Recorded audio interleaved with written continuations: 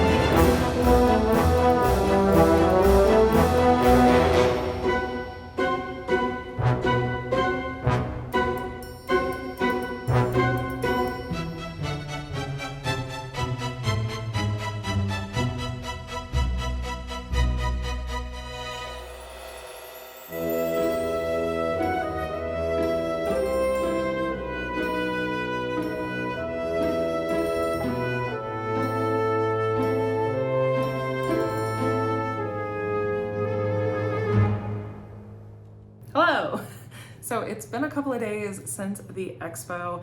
I didn't film an outro when I was leaving or in the car because, well, first of all, you're gonna see the big why in a second. But the main reason was that it was like 105 that day, and I walked like all day in the expo and then walked like 4 blocks back to my car. And when I got to my car, I was melted, and I was like, for sure, I'm gonna die. But I am alive, I have recouped, and I wanted to talk a little bit about my experience at the expo and then show you my little haul from the day. I got some really cool stuff, very excited to share. So first and foremost, just a little wrap up of the experience at the show. This was one of the coolest things I have ever been to. I had such an incredible time at the expo that day. It's just very rare, especially in the Midwest, that we get anything like that, where it's just like a full space for the weird and the macabre. And spending a whole day surrounded by it and getting to see all these small makers and shops, it was very, very cool. Everyone was so nice. I met several of you, which was so cool. I love meeting you all in public. It's like one of the coolest experiences for me ever to get to talk to you in real life. This is such a weird solitary job in real time because I'm just sitting in a room by myself talking to a camera. So when I get the opportunity to meet one of you in person, it's just really, really special and very cool. It reminds me that there are people on the other side of the camera. So thank you if you took time out of your day to say hi. It really meant a lot to me. So my formal review is, if you have this coming to your city, it is on tour still through the end of August, I think, around the United States. Check their website, which I will link in the description box. If this is coming to your city or a city near you, I cannot recommend enough that you go. It was really enjoyable. Of course, all the vendors in each city will be a little different, just depending on who is local or who's willing to travel. But what I can tell you from being at the show is they do a really good job of curating their vendors and bringing in just awesome people. So can't recommend it enough. Go check it out. Now I want to get into my little haul. This was one of the most fun, spooky shopping experiences I've had, also because a lot of times with, Halloween decor hunting or stuff, you go in knowing sort of what you're gonna find or what you're looking for. This was just totally unexpected. I had no idea really what I was getting into, and so the things I found were really exciting, and I can't wait to share them. So let's start with the smallest bit first. So this is from an artist who I've actually followed on Instagram for quite some time, and I was so excited to see him at the show. His name is George Coghill, or Monsterologist is his shop name. And I got some patches from him. You all know I'm a sucker for anything with like the original Universal monsters. So he had a deal of 5 patches for $20, I believe it was. And so I grabbed the Invisible Man, Dracula, the Wolfman creature, of course. And of course, last but not least, we have Mr. Frankenstein. So I love these. I love the way they all look together. Like the color play of all of these together is really awesome. I am very excited. I don't, quite frankly, know what I'm gonna do with them, but now that I have them, I'm gonna have to figure it out. I think another like spooky jacket is in order. Maybe like a black denim jacket or something to start building on. Would be really cool. So next up is something that when I saw it, I immediately knew I had to have it. And it is from the Bad Button, which is like a bespoke corset. There's Alicia Martin. They're from Kentucky. What I got is a lucite purse, a like resin lucite Ouija board purse. I am through the roof about this. I don't know if it's showing up on camera, but this is like embossed. So this is like textured. It's got this long gold chain on it. And then up top, it just has a little like pop top and opens like this. And it's got little clear pieces to keep it from like, busting open. But this is the kind of stuff that I live for. Y'all know I have a novelty bag problem, and this is the type of stuff that I look for where spooky and vintage meet. These like lucite type clutches were very popular in the 50s and 60s, and this is the perfect take on it for my wardrobe. Next up, I bought a couple of pieces of art from Brian Fife, and he is local to Kansas City. His gallery is in my area. So I bought one print and one original. The print, I might have to take this out of the plastic so y'all can really see it. So this is the print that I got, and it's this beautiful like underwater creepy skeleton diver man scene. I fell in love with Brian's art the moment I walked into the Oddities Expo. His stuff was pretty close to the front and I was sucked in immediately, and like he made a point of telling me, you know, I'm local and I have a gallery here, because I stood at his booth for probably 20 minutes trying to decide which pieces to take home with me. I for sure will be buying more of his art in the future. But I got this print thinking it would be really, really cool for my at-home tiki bar. It's spooky and underwater. I think it's gonna be a really nice addition. And then the framed piece that I bought is this piece, which was what initially sucked me into his booth, was this piece. As I have mentioned here before, and many of you know, I am a huge fan of the podcast Welcome to Night Vale, and Brian's art as a whole has a lot of aspects about it that are very Night Vale-ian to me, but this piece in particular with the purple and the tentacles and the contrast of like the Desert Bluffs orange and the Night Vale purple, like it just very everything about it drew me in and made me feel like I had to have this piece, and so I'm very excited about it. Drop me a comment if you're also a Welcome to Night Vale person and if this resonates with you. And then lastly, I got one more item, technically two more items that are the same. When I walked into the expo, I told myself, like, I'm gonna walk through the whole thing. Before I purchase anything, I'm gonna go through the whole expo. I'll make mental notes, I'll take pictures of anything I want. And then, you know, if I am still thinking about things or if I still want things after I've seen everything, I'll go back and buy them. That lasted for about 5 minutes, because the minute I walked into the expo, I saw these and I knew I had to have them. These are also the reason I did not film an outro, because I had to carry these back to my car by myself for 4 blocks in 100-degree weather. So what is the mysterious object? It is these incredible candelabras. Are you kidding me? Like, hello? You're seeing this, right? You're seeing this? So these are incredible. I've never been more excited about anything. These are like ceramic and metal. They probably weigh 10 to 12 pounds a piece. They're heavy. The shop that I bought these from, which I cannot remember the name of at the moment, I will put it on the screen if I can find it. But they buy like antiques and kind of gothify them. But so these are old and they're very heavy and they're very sturdy, but they've clearly, you know, glossed up the gold and added this skull to the middle portion on both sides. They are double-sided. But I saw these, it was $100 for the pair. And to be honest, I had a moment of like, that's a lot of money. But then I thought about how much I have spent on much less nice things and less like grandiose, crazy cool things at like Bath and Body Works before. Like those little busts last year were what, $48, $50? $100, $50 a piece for a whole candelabra.